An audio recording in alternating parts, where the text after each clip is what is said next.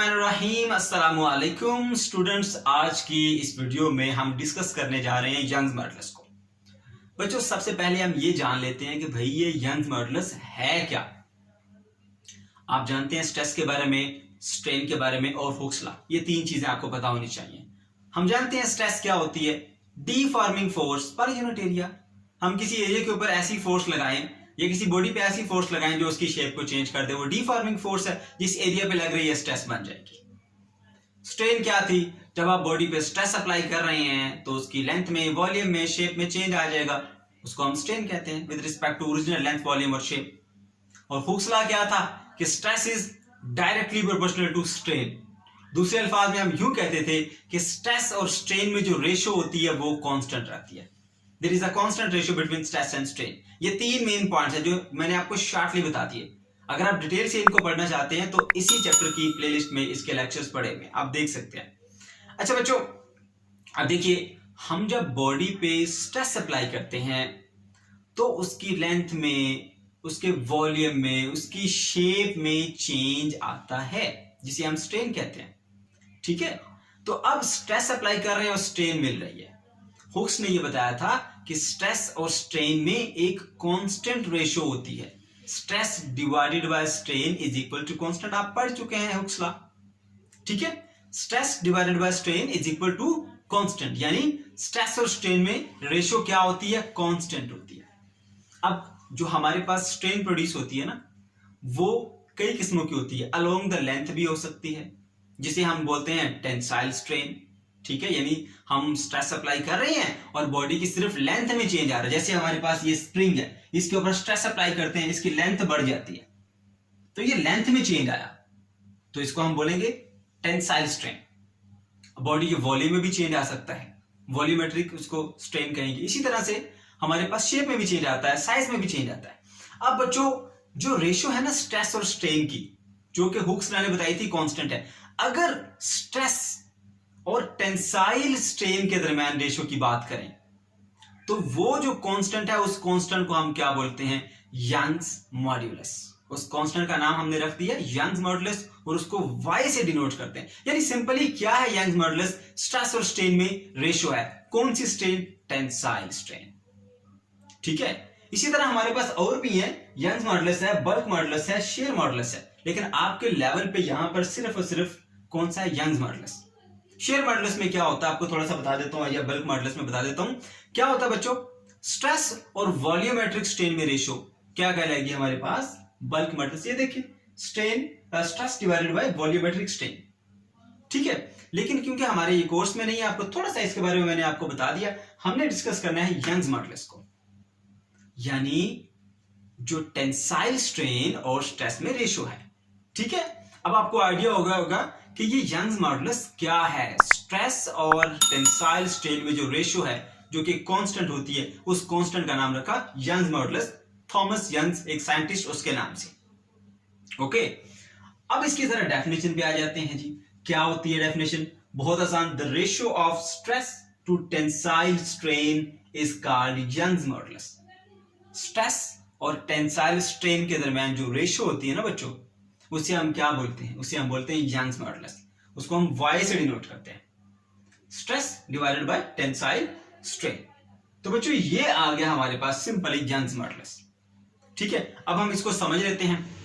हमारे पास एक छोटा सा स्प्रिंग है जिसकी ओरिजिनल लेंथ क्या है जी, L0 या LO कह लिया।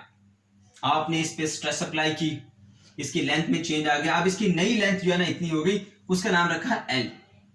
चेंज कितना आया भाई, यहां तक तो पहले भी थी उसकी लेंथ, अब यहां से यहां इतना चेंज आया। ये जो मैंने ट्राइंगल बनाई है ना, इसको डेल्टा बोलते हैं, डेल्टा L, यानी ये आया हमारे पास लेंथ में change. Delta mean small change और L का मतलब लेंथ, तो ये आ जाता बच्चों चेंज इन लेंथ।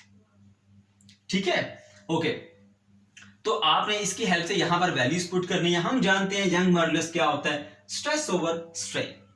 अब स्ट्रेस क्या है, स्ट्रेस कहते हैं फोर्स पर यूनिट एरिया। कौन सी, डीफॉर्मिंग फोर्स, ऐसी फोर्स जो बॉडी की शेप को चेंज करे। Deforming force per unit area. Stress के बारे में आप पढ़ चुके हैं, उसका फॉर्मूला आपने लिख देना फोर्स अपॉन एरिया। ठीक है, इसका कहीं एरिया ए होगा, मान लीजिए यहां पर कोई ए एरिया होगा जिसके ऊपर आपने फोर्स लगाई, तो क्या बन गया हमारे पास, ये स्ट्रेस बन गई। अब टेंसाइल स्ट्रेन की हम बात कर रहे हैं ना, तो टेंसाइल स्ट्रेन क्या होती, change in length with respect to original length. अब इसकी लेंथ में कितना चेंज आया, डेल्टा एल, ओरिजिनल लेंथ कितनी थी, एल ओ, तो change in length with respect to original length, ये होती है बच्चों हमारे पास क्या चीज, टेंसाइल स्ट्रेन। तो स्ट्रेस की वैल्यू आपको पता है, स्ट्रेन की वैल्यू पता है आपको, जस्ट ये दोनों वैल्यूज आपने यहां पुट कर देनी है। तो मैथमेटिकल डेरिवेशन बहुत आसान है, क्या है, simply y is equal to stress over strain. ठीक है, स्ट्रेस और स्ट्रेन में जो रेशियो है ना, वो यंग मॉडुलस कहलाती है, राइट। अब स्ट्रेस का क्या फॉर्मूला है, फोर्स अपॉन एरिया, आपने इसकी जगह पर पुट कर देना है, ओके।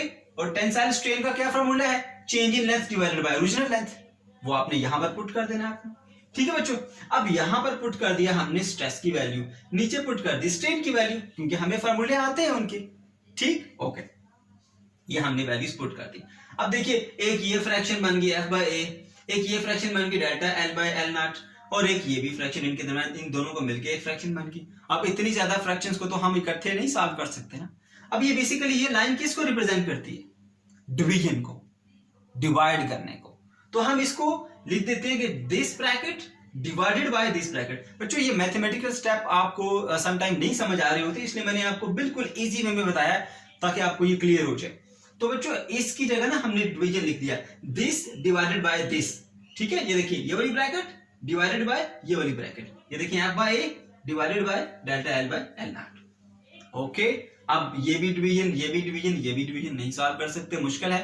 तो इस डिवीजन को हम चेंज कर सकते हैं मल्टीप्लिकेशन में, लेकिन उसके लिए फिर हमें करना क्या होगा, इसका रेसिप्रोकल लेना पड़ेगा, यानी नीचे वाली चीज ऊपर से ली जाएगी, ऊपर वाली चीज नीचे। अब देखिए delta L not, sorry L not नीचे है, डेल्टा एल ऊपर है, तो यहां क्या होगा, जब ये साइन मल्टीप्लिकेशन में चेंज हुआ ना, एल नॉट ऊपर चला गया, डेल्टा एल नीचे। ये तो मैथमेटिक्स का सिंपल सा रूल है, ठीक है। जब आप डिवीजन को मल्टीप्लिकेशन में चेंज करते हैं तो इसका नेक्स्ट टर्म का रेसिप्रोकल लेना पड़ता है। तो एल नॉट ऊपर चला गया, डेल्टा एल नीचे। अब सिंपली मल्टीप्लाई कीजिए, एफ को एल नॉट से मल्टीप्लाई किया, एफ इंटू एल नॉट, ए को डेल्टा एल से मल्टीप्लाई किया, ए इंटू डेल्टा एल आ गया। तो बच्चों ये है हमारे पास सिंपल सा आसान सा यंग मॉडुलस का मैथमेटिकल रिलेशन, ओके। अब हम बात कर लेते हैं जी इसके यूनिट की, ठीक है। यूनिट अगर आपको नहीं आता तो बच्चों आप खुद से बना सकते हैं। कैसा होगा इसका यूनिट, देखिए यहां पर ये चीज क्या है, फोर्स है, तो लिखिए फोर्स का यूनिट न्यूटन, ठीक है। और ये क्या है, ओरिजिनल लेंथ, लेंथ का यूनिट क्या होता है, मीटर, लिखिए यहां पर मीटर, ओके। ये क्या है जी, एरिया, एरिया का यूनिट क्या होता है, मीटर स्क्वायर। और ये क्या है, change in length, change in length basically क्या है, तो लेंथ ही ना, ठीक है। उसका यूनिट क्या होगा जी, मीटर, राइट। तो ये वाला m, ये वाले m से कैंसिल हो जाएगा, m स्क्वायर ऊपर जाके हो जाएगा m माइनस स्क्वायर, न्यूटन पर metre square, that is the unit, ठीक है। ये आ गया आपके पास बच्चों इसका यूनिट। तो ये था हमारा आज का टॉपिक। अगर कोई भी क्वेश्चन है, कोई कंफ्यूजन है, तो कमेंट सेक्शन में आप जरूर पूछ सकते हैं।